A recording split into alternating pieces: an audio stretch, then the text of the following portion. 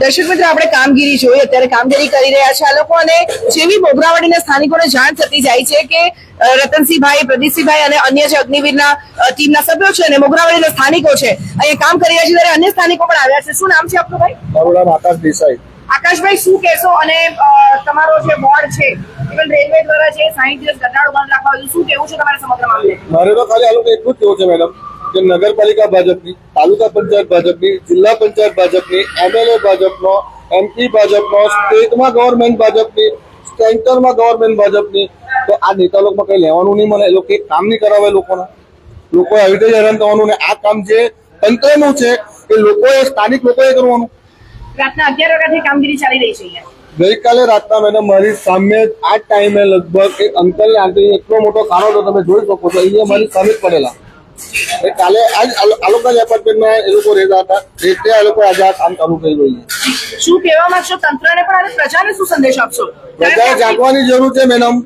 વલસાડની આખી અને મોગરાડીની પ્રજાએ જાગવાની જરૂર છે કે ભાજપ કરીને વોટ નહીં આપો. જે કામ કરે, જે એકચ્યુઅલી સ્થાનિક, જે તાલુકા છે, જિલ્લા છે, નગરપાલિકા છે, ગ્રામ પંચાયત, સ્થાનિક ચૂંટણીમાં તો એટલીસ્ટ જે માણસ કામ કરતો હોય તેને વોટ આપો, સિમ્બોલને જોઈને વોટ નહીં આપો.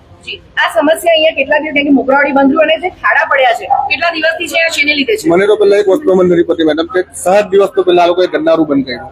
રેલવે નું કામ ચાલુ, ચલો માન્યા, પણ તમે બ્લોક કયા હિસાબે કર્યા? કોની બુદ્ધિ ચાલે? કોઈ તો ભગવાન આ લોકોને બુદ્ધિ આપે. પાછા કાઢ્યા ને એટલે તો ખાડા પડ્યા છે. ઉપર ત્યાં બધું તમે જોઈ શકો, ત્યાં પાણી પડે છે, એટલે ખાડા પડે છે. કોઈ જોવા આવ્યું, કોઈ કાઉન્સિલર કે રેલવે તંત્ર કે કોઈ પણ અહીંયા? મને તો કોઈ દેખાતું નથી. કોઈ આવ્યું હોય તો, કોઈ આવ્યું હોય તો નહીં ખબર. બરાબર. અને અહીંયાથી તો બધા અવર જવર કરતા જ હશે.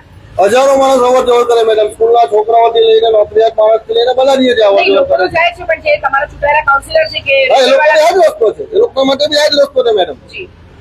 અને ચોમાસા દરમિયાન જે પરિસ્થિતિ સર્જાય છે અહીંયા મોગરાવાડી ગરનાળું, તો આપણે જાણીએ છીએ કે તરત જ ભરાઈ જાય છે. શું કેવું છે તમારું?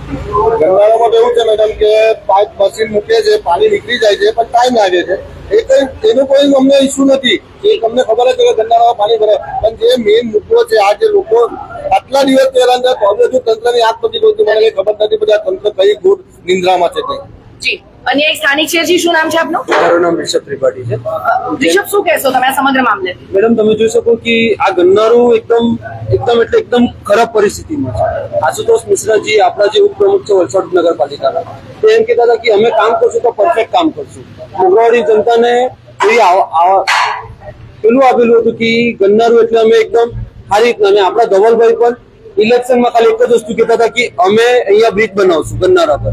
આખું કેનવાસિંગ ઇલેક્શનના ટાઈમે આ જ કીધેલું હતું. કે સુનિલભાઈ સભ્ય એમ કીધું કે અમે ધવલભાઈને આવેદન આપ્યું છે કે અમે બ્રિજ બનાવવાના. તમે આખું ઇલેક્શન જ એના પર જીતા, ને પાણી પડતું છે તો પાણીનો નિકાલ પણ નથી મેડમ. તમે તમારું કેમેરા જોઈ શકો, પાણીનો નિકાલ નથી. ને આટલા દિવસથી જો પડતું હોય, તમારા ઘરના કોઈ સભ્ય પડતા હોય, તો તમે આ ઇન્ટરવ્યુ આપશો કે અમે આ સ્થાનિકોને અમે આ કરતા. નગરપાલિકા પર કોઈ વસ્તુ નથી. અમુક લોકોએ આવેદન પણ આપેલું કે તમે કર્મચારી બતાવો પોતાનું નગરપાલિકાનું, પણ આખું બીજેપી સરકાર જોઈ રહેલું છે.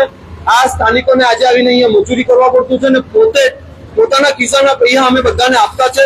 એમએલએ ને અમે અમારા પગાર ચૂકવતા છે, તો પણ નોકરી અમારે કરવાની. અમારે સર્વન્ટ નથી, અમે માલિક થઈને અમે બધા સર્વન્ટ બન્યા છે. એટલે આ વસ્તુ કહેવા માંગુ છું કે તમે સર્વન્ટ છે, તમારું કામ છે આ કરવાનું, ને તમારાથી નથી થતું. તમારા પર અગર નહીં મળે કામ કરવાવાળા માણસો, તમે જાતે તગાડો લઈને ઉતરો. આ બધા વ્યક્તિઓને પણ કહેવા માંગુ છું, તમે હવે તગાડો લઈને નહીં ફરો, હવે આ લોકોને તગાડો લઈને ઉભી કરો, તો જ કઈ આ બધા સુધરશે. એ પેલા કઈ થવાનું નથી. મોગરાવાડીનું મોગરા સમસ્ત વલસાડનું કઈ નથી થતું. જી, ખૂબ જ સરસ વાત કરી આ ભાઈએ કે ઇલેક્શન વખતે મોટી મોટી વાતો થાય છે, જે તે નેતાઓ ચૂંટાઈ આવે છે ત્યાર પછી એમના વાયદાઓ ભૂલી જતા હોય છે. ને અહીંયા એમણે વાત કરી કે જે વર્ષોથી સૌ કોઈ જાણે છે કે પ્રજાના સેવકો, પ્રજાના ટેક્સના નાણાંમાંથી પગાર જયારે થતો હોય ત્યારે એમણે ખૂબ જ સરસ વાત કરી છે કે આજે અમે લોકો ટેક્સના નાણાં ભરીએ છીએ ત્યારે આપ સૌ કોઈનો પગાર પાય છે. તો અહીંયા જે પરિસ્થિતિ છે આપ જોઈ શકો છો કે કેટલા ખાડાને ભાઈએ જે કીધું કે આ ખાડો છે, આ ખાડામાં ગઈકાલે એક વૃદ્ધ જે અંકલ આંટી હતા અહીંયાના સ્થાનિક, એ પડી ગયા. અને ત્યારબાદ આજરોજ પણ એક મહિલા અહીંયા જયારે પડી ગઈ ત્યારે અગ્નિની ટીમના સભ્યો જોયું કે આ કામગીરી કરવી ખૂબ જ જરૂરી છે. ત્યારે ફરી એકવાર હું કહીશ કે સ્થાનિકોની કામગીરી અહીંયાથી ચોક્કસ જ બિરદાવવી પડે. જો તંત્રમાં હજી પણ શરમ બાકી બચી હોય અને પ્રજાનો વિશ્વાસ તમારે કાયમ રાખવો હોય તો આ કામગીરી વહેલી તકે કરો. અને દર્શક મિત્રો, વલસાડ તેમજ આજુબાજુના વિસ્તારમાં અને કયા કયા વિસ્તારમાં તમારી શું શું સમસ્યા છે કમેન્ટ બોક્સમાં ચોક્કસથી જણાવશો અને આ સમસ્યા માટે આપનો અભિપ્રાય પણ જણાવશો. દિશા દેસાઈ, દિશા ન્યૂઝ, વલસાડ.